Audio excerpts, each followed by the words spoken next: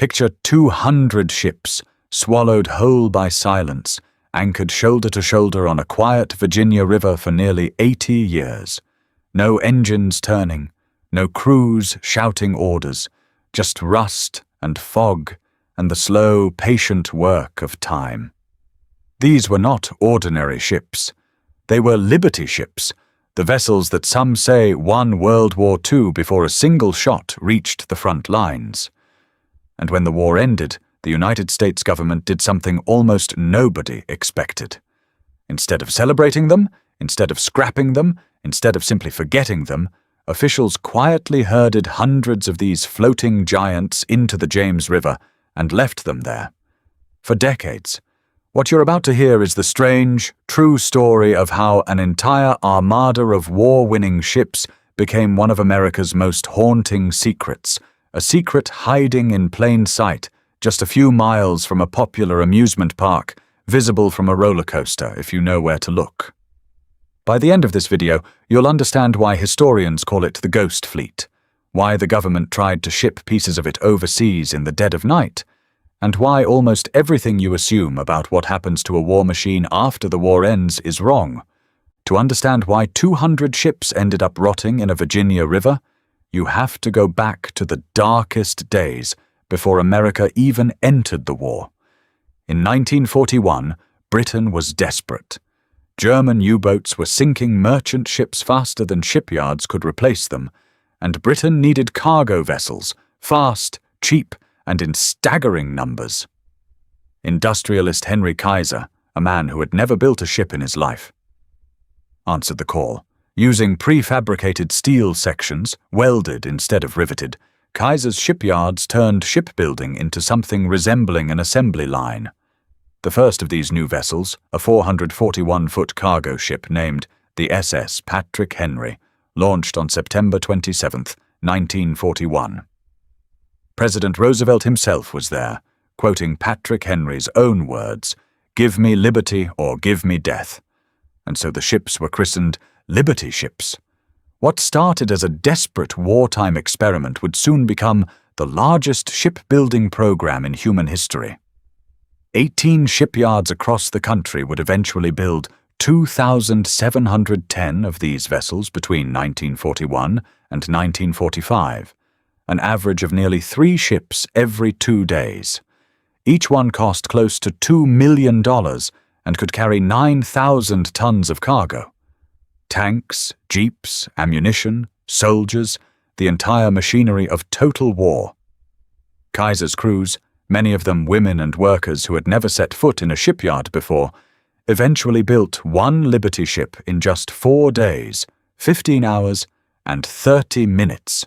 A record so fast it sounds almost like a publicity stunt, except it happened. These were not glamorous ships. Roosevelt himself privately called them dreadful-looking objects. Time magazine mocked them as ugly ducklings. But the ugly ducklings carried 27% of all American wartime shipping, hauling the supplies that kept the Allied war machine alive across 2 oceans. And yet, even as these ships were rolling off the slipways at a pace the world had never seen, almost nobody was asking the one question that would define their future. What happens when the killing stops, and you have thousands of ships nobody needs anymore? By the summer of 1945, the answer arrived all at once. Germany had already surrendered in May. Then, in August, Japan followed, and overnight, the largest military-industrial machine ever assembled simply stopped. Factories that had built airplanes shifted to building toasters. Soldiers by the millions began streaming home. And out on the oceans, an almost unimaginable number of military vessels, troop transports, cargo haulers, oil tankers, and Liberty ships by the hundreds, suddenly had nowhere to go and nothing left to carry. The United States found itself in possession of the largest surplus fleet the world had ever seen, and almost no plan for what to do with it. Some numbers from this period are almost difficult to believe. By 1950, the federal government's National Defense Reserve fleet would balloon to nearly 800 ships at the James River site alone, with more than 2,000 vessels mothballed across the country. Imagine the cost of simply parking that many ships. Crews had to be paid to maintain them. Engines had to be greased and sealed against corrosion. Hulls had to be patched, and yet scrapping them outright seemed equally unthinkable. What if there was another war? What if America needed this capacity again? Government officials, still scarred by how unprepared the country had been before Pearl Harbor, were terrified of dismantling the very fleet that had just saved the free world. So a strange, in-between fate began to take shape. Not destruction, not active service. Something else entirely. A kind of mechanical purgatory, anchored quietly in a river most Americans had never heard of. And the location they chose wasn't random. It had history of its own, stretching back decades before this story even began. The James River, near a stretch of land called Fort Eustis in Virginia, had already been used once before to store an idle fleet, back after World War I, when wooden-hulled cargo ships had been laid up there in 1919, with skeleton crews keeping watch. So when the planners of 1946 needed somewhere to put an even larger surplus, the precedent was already sitting in the water. Section 11 of the Merchant Ship Sales Act of 1946 formally created what would be called the National Defense Reserve Fleet, and the James River anchorage became its flagship site, the oldest of 8 locations the government would eventually establish across the country. But here's where the story gets stranger than most people realize. This wasn't simply a parking lot for old ships. It was supposed to be a national insurance policy, frozen in time, ready to spring back to life within days if disaster struck again.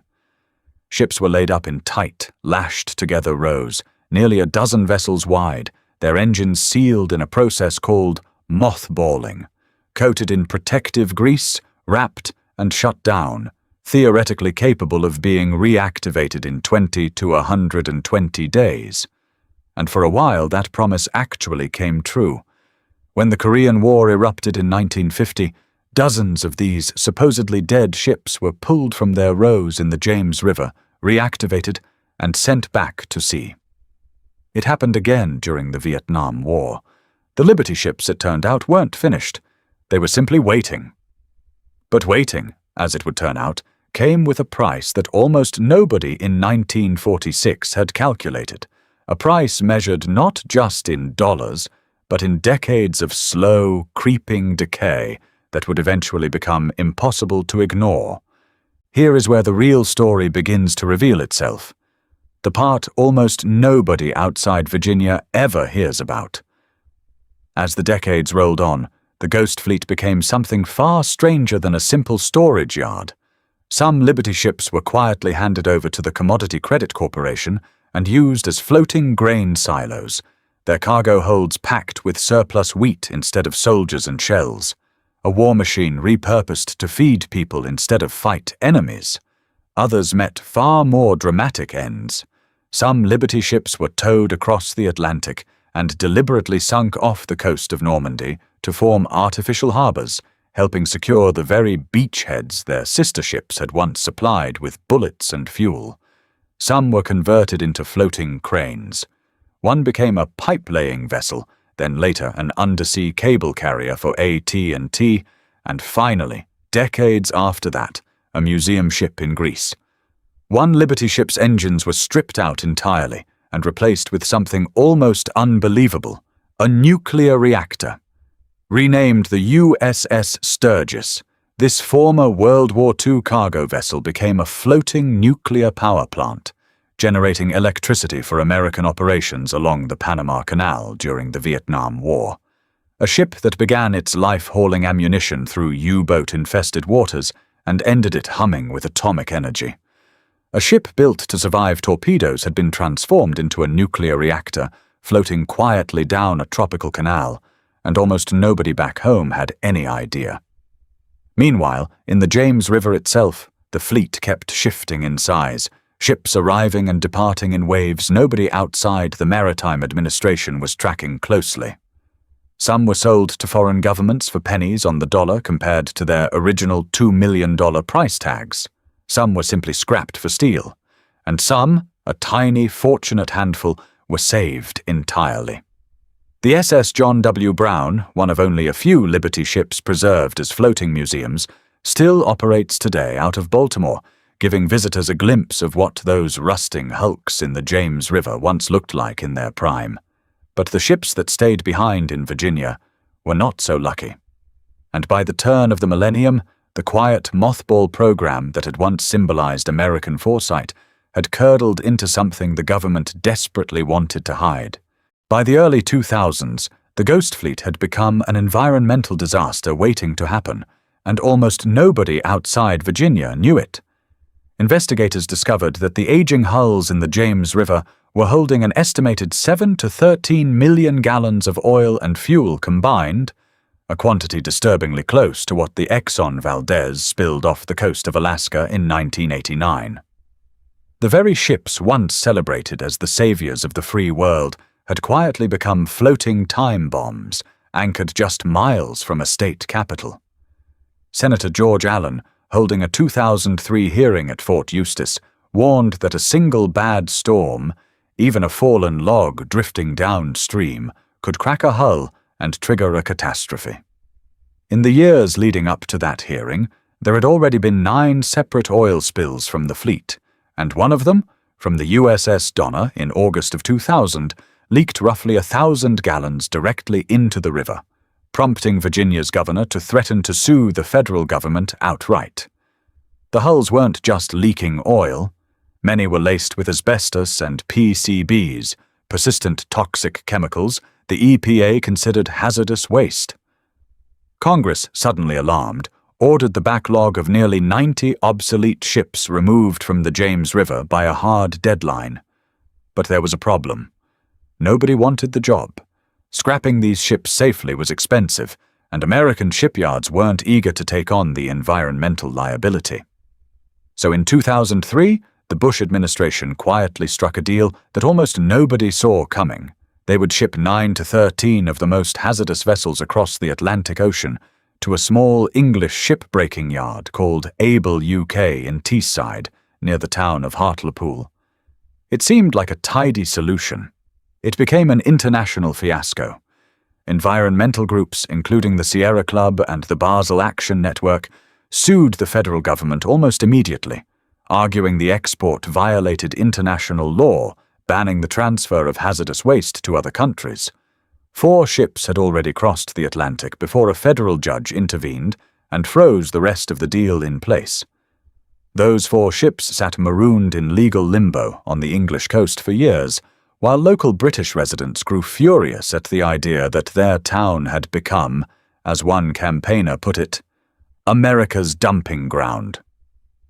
What was supposed to be a quiet, bureaucratic cleanup operation had instead exploded into a transatlantic diplomatic embarrassment, broadcast on the news in 2 countries at once.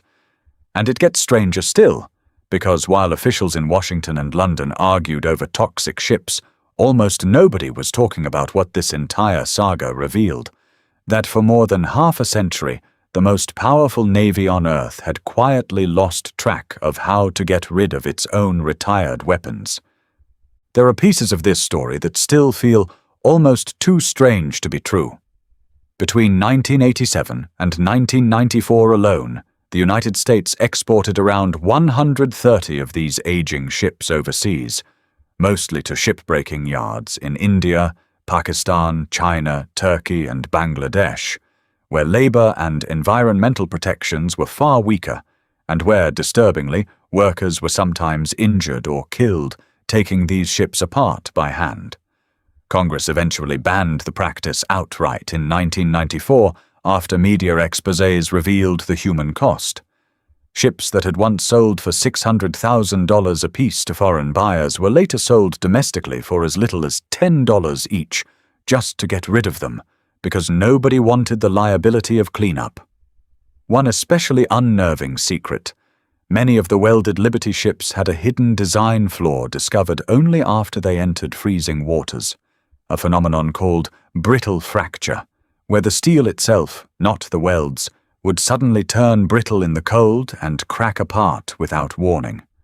Nearly 1,500 significant fractures were documented during the war, and a small number of ships, including the SS John P. Gaines, broke completely in half and sank, killing crew members who had no idea the very metal beneath their feet could fail like glass.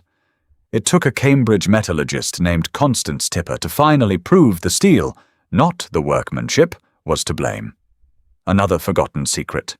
The Savannah, the first nuclear-powered cargo ship ever built, spent 14 years rotting in the very same James River Ghost Fleet before being rescued and preserved, today sitting in Baltimore as a monument that nuclear enthusiasts still hope to turn into a full museum. And perhaps strangest of all, by 2024, after decades of slow, expensive dismantling, the once mighty Ghost Fleet that had peaked at nearly 800 ships in 1950 had shrunk down to fewer than 10 vessels remaining in the entire James River anchorage.